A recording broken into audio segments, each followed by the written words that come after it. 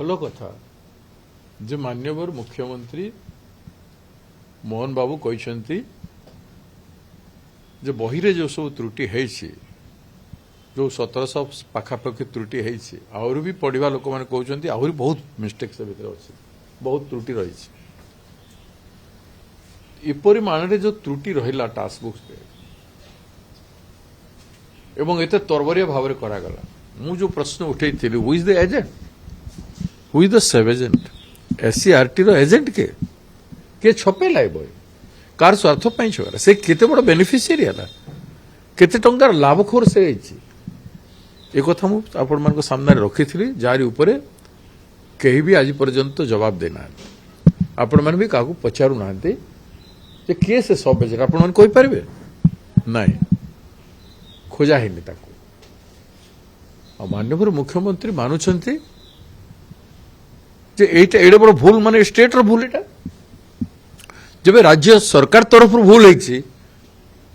তাহলে মুখ্যমন্ত্রী মানিলে এটা যে ভুল হয়েছে এবং ইয়াকু তাঙ্ক বিরুদ্ধে ষড়যন্ত্র বলে মানিলে it is good in democracy I will welcome this decision of chief minister সে সিধাসলখ কইছন্তি ভালো কইছে মুখ্যমন্ত্রী বিরুদ্ধে বহু ষড়যন্ত্র বহু ডিভাগর ফেলিওর গুড়াক আছে तांको होम डिपार्टमेंट मध्य बहुत बड़ फेल्युअर करूछंती who are those officers those are failing काहे की कहा स्वार्थ रे से माने करूछंती तेणु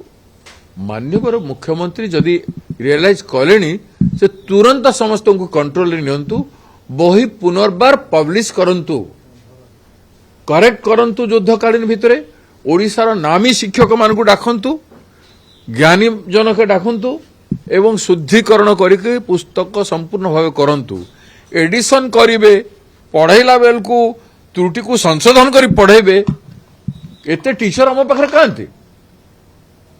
एतिक टीचर हम पाखरे राज्य रे shortage of teacher is not less than 40% teacher रो शॉर्टेज अछि কিন্তু স্যার এ পর্যন্ত অ্যাকশন জিরো কোন অফিশিয়াল অ্যাকশন নাই কোন এজেন্ট কোম্পানি উপর অ্যাকশন নাই प्रथमे तो जे प्रिंट करेला ताकू विरुद्ध एक्शन नियो ताकू अरेस्ट कर द्वितीय है SCRT रो जो ऑफिसर माने NCRT रो सबु कथा बसई देइचंती NCRT रु केंद्र रु के डायरेक्ट कला सेमान को SCRT वाले को किंबा SCRT वाले सो मोटो महाज्ञानी हो गले ए कथा को बाहर करंतु एवं समस्त को पनिशमेंट दियंतु जाकू दरकार क्रिमिनल ऑफेंस जे करिछि ताकू गिरफ्त करंतु जे करप्शन करिछि किंबा जे इंटेंशनली करिछि से माननकु विविध अनुष्ठान करंतु ऑफिसर हो कि जेडे बड़ लोक हो कि जे कोनसी बिजनेसमैन हो सेटा जदि करिबेनी ताहेले मुख्यमंत्री असहाय बोली लोक कहबे मु तो कहबी एटा हेई भी पारे गोटे आदिवासी मुख्यमंत्री को असहाय घोषणा कर देकरी बाकी समस्ते फायदा उठे जेते काम करबा कथा तांकटू दस्खत नै कि कराई देले जेते खनिज संपद नेबा कथा जेते बड़ बड़ कंपनी गुडा को तांकर क्रेडिट नै गले तांकर जहा ओडिसा रु जहा लुटिबा कथा लुटि कि नै गले एवं वर्तमान ए सब विषय वस्तु उपरे मुख्यमंत्री को समाप्त करबा पई तांकर राजनीति को समाप्त करबा पई भी हेई पारे षडयंत्र तेणु से यत्नवान कहवा कथा एवं वास्तव में मुख्यमंत्री भाया व्यवहार करवा कथा मुख्यमंत्री भाया व्यवहार करी विहित कार्यानुष्ठान करी भितर पुरेवा कथा समस्त को तब तो लोग जानवे जे is a strong chief minister बोली करंतु सर आउटे प्रश्न दिबा जे गत काली देखिले जे बीजेडी रे सुजाता कार्तिकेयन जो एंट्री मिलला लागुची ओडिसा लोक पुनी बीजेडी के ग्रहण करबे ओडिसा लोक ग्रहण करिवे न ग्रहण करिवे that is a different aspect किंतु जड़े महिला अनुभवशील महिला पाठशाठ पढ़ी शिक्षित महिलाटे जदि राजनीति आसुची तो मो भाया लोक कोई स्वागत करेंगे मोर पर्सनाल किसी ना तांकर हजबैंड जो कैरेक्टर थिला ओडिशा राजनीति आकाश रे कि बीजेपी रे बीजेडी रे से अनेक भल काम भी करिसंती तांको हजबैंड किंतु जो भली भाव क्षमतासीन हो गले से मुख्यमंत्री ठू बेसी क्षमतासीन गले ओडिशा लोकंकर से निजको निजे दूरे करेदेले दलर नेता मान से निजको निजे दूर रखिदेले ଏଇଭଳିଆ ପାୱାର ମିସବିହେଭ କଲେ ସେ ଭଳିଆ ମିସବିହେଭ ମୁଁ ଭାବୁଛି ସେ ଓଡ଼ିଶା ମାଟିର ଝିଅ ହିସାବରେ ସେ କରିବ ନାହିଁ ଏବଂ I expect she should do good ସେ ଭଲ କରୁ ବୋଲି ମୁଁ ଚାହିଁବି ନା ଆପଣ କହୁଛନ୍ତି ତାଙ୍କ ସ୍ୱାମୀଙ୍କ ଭଳିଆ ସେ କାମ ନ କରନ୍ତୁ। ନ କରିବା ଉଚିତ ସେ ଲୋକପ୍ରିୟ ହେଇପାରୁଛନ୍ତି ଜନପ୍ରିୟ ହେଇପାରୁଛନ୍ତି ମହିଳାମାନଙ୍କର ସମସ୍ୟା ପ୍ରତି ଧ୍ୟାନ ଦେଇପାରୁଛନ୍ତି ବୋଲେ ଭଲ କଥା ଏତେ ମହିଳା ବିଜେଡି ସରକାରରେ ମିସିଂ ହେଲେ ଏତେ ଛୋଟ ଛୋଟ ଶିଶୁ ମିସିଂ ହେଲେ ଆଜି ଏ ସରକାରରେ ମଧ୍ୟ ବ୍ୟାପକ ଭାବରେ ମିସିଂ ହେଉଛି ଯାହା ବିଜେପିର 24 ବର୍ଷରେ ହେଇଥିଲା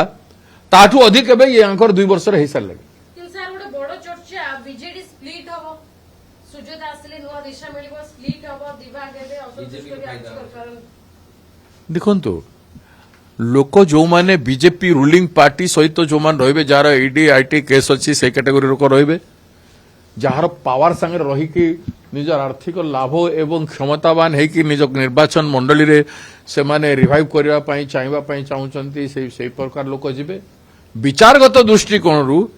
ବିଜେପି ସରକାର ବର୍ତ୍ତମାନ ବିଫଳ ହେଇଛି କେନ୍ଦ୍ରରେ ଏବଂ ରାଜ୍ୟରେ ବିଜେପି ସରକାର ଜନହିତକ କାର୍ଯ୍ୟକ୍ରମ କରିପାରୁନାହିଁ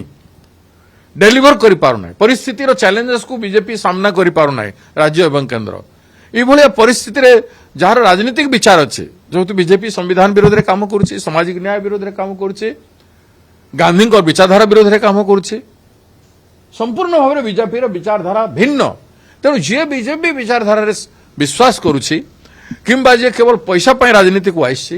କ୍ଷମତା ପାଇଁ ରାଜନୀତିକୁ ଆସିଛି ସେ କ୍ଷମତା ପାର୍ଟିରେ ଯାଇକରି ମୁଣ୍ଡ ଗୁଞ୍ଜିକି ତାଙ୍କର କାମ କରିପାରନ୍ତି ତେଣୁ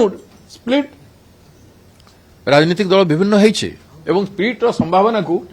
ଏଡ଼େଇ ଦିଆଯାଇ ପାରିବ ନାହିଁ ସାର୍ ଆଉ ଗୋଟେ ପ୍ରଶ୍ନ ଅଛି ଯେ